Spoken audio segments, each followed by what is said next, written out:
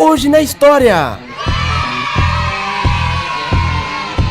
Percival Farquhar, um dos empresários mais poderosos que o Brasil já conheceu, morreu no dia 4 de agosto de 1953 em Nova York, nos Estados Unidos. O americano, nascido em uma família rica da Pensilvânia, foi o maior investidor privado do nosso país entre 1905 e 1918. O empreendedor se notabilizou por sua atuação na indústria ferroviária e pela exploração do minério de ferro. Antes de vir para o Brasil, Farquhar havia sido alto executivo de duas companhias ferroviárias nos Estados Unidos, a Atlantic Coast Electric Railway Company e a Staten Island Electric Railway Company. Além disso, ele já havia conquistado a concessão de ferrovias em Cuba e Guatemala. Em 1904, ele funda a Rio de Janeiro Light and Power, junto com o engenheiro norte-americano F.S. Pearson e o advogado canadense Alexander Mackenzie. Essa empresa explorava serviços como transporte de bondes, iluminação a gás e energia hidrelétrica. No ano seguinte, Farquhar começa a atuar no norte do país com a obtenção de concessão para construir e explorar o porto de Belém. Em 1906, funda a Brazil Railway Company com o objetivo de construir um grande sistema ferroviário unificado. Um de seus empreendimentos mais monumentais foi a construção da estrada de ferro Madeira-Mamoré. A ferrovia, que estendia-se por 366 quilômetros no coração da Amazônia, foi construída entre 1907 e 1912. Em 1908, a empresa de Farquhar adquiriu o controle da Companhia de Estrada de Ferro São Paulo-Rio Grande. Mais tarde, arrendou a Estrada de Ferro Sorocaba, adquiriu a maior parte das ações das estradas de ferro Mogiana e Paulista. Apoiado geralmente em capitais europeus, continuou a expansão de seu império ferroviário no sul, adquirindo outras linhas nessa região e nos países vizinhos. Farquhar também investiu na exploração de madeira na área contestada entre o Paraná e Santa Catarina, por meio da Southern Brazil Lumber Colonization Company. A concessão de terras que o governo brasileiro fez à empresa de Farquhar foi um dos pivôs de um conflito na região conhecido como Guerra do Contestado. Seu império começou a entrar em decadência em 1914 devido ao início da Primeira Guerra Mundial. Mesmo assim, em 1919 ele adquiriu a Itabira Iron Ore Company, empresa especializada na exploração do minério de ferro. Farquhar pretendia extrair o minério de ferro de Itabira para exportá-lo ao ritmo de cerca de 4 milhões de toneladas por ano. Nessa época, políticos nacionalistas liderados pelo então governador de Minas Gerais, Arthur Bernardes, faziam forte oposição à atuação de Farquhar. O empresário sofre o seu primeiro percalço quando Bernardes se torna presidente da República em 1922. Ele promulgou uma lei que taxava em 3.000 réis por tonelada o minério de ferro que fosse exportado em bruto, inviabilizando assim o negócio do americano. Getúlio Vargas foi outro ferrenho opositor a Farquhar. Depois que a Constituição de 1937 foi outorgada, a exploração de minérios passaria a depender da concessão do governo. Com isso, o contrato da Itabira Iron Ore caducou. Como alternativa, o americano fundou a Companhia Brasileira de Mineração e Siderurgia, a CBMS. Sofrendo pressões por parte dos seus grupos apoiadores, os nacionalistas e militares, Getúlio confiscou todo o patrimônio de Percival Farquhar nesse setor e formou uma nova empresa estatal em 1942, a Companhia Vale do Rio Doce. Esse era o fim do Império de Farquhar no Brasil.